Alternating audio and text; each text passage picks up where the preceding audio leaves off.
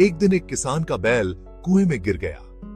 वह बैल घंटों जोर जोर से रोता रहा और किसान सुनता रहा और विचार करता रहा कि उसे क्या करना चाहिए और क्या नहीं। अंततः उसने निर्णय लिया कि चूंकि बैल काफी बूढ़ा हो चुका था, अतः उसे बचाने से कोई लाभ होने वाला नहीं था और इसलिए उसे कुएं में ही दफना देना चाहिए। किसान ने अपने सभी पड़ोसियों को मदद के लिए बुलाया।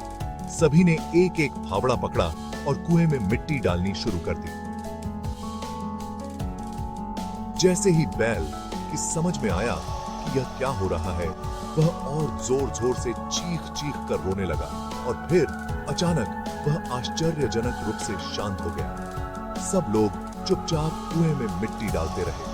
तभी किसान ने कुएं में झांका तो वह आश्चर्य से सन्न रह गया। अपनी पीठ पर पड़ने वाले हर फावड़े की मिट्टी के साथ वह बैल एक आश्चर्यजनक हरकत कर रहा था। वह हिल हिल कर उस मिट्टी को नीचे गिरा देता था और फिर एक कदम बढ़ाकर उस पर चढ़ जाता था।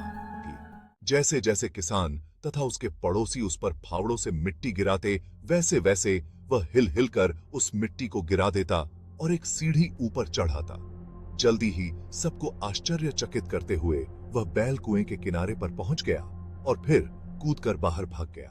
ध्यान रखें, आपके जीवन में भी बहुत तरह से मिट्टी फेंकी जाएगी, बहुत तरह की गंदगी आप पर गिरेगी। जैसे कि आपको आगे बढ़ने से रोकने के लिए कोई बेकार में ही आपकी आलोचना करेगा, कोई आपकी सफलता से ईर्ष्या के कारण आपको बेकार में ही भला बुरा कहेगा, कोई आपसे आगे निकलने के लिए ऐसे रास्ते अपनाता हुआ दिखेगा जो आपके आदर्शों के विरुद्ध होंगे।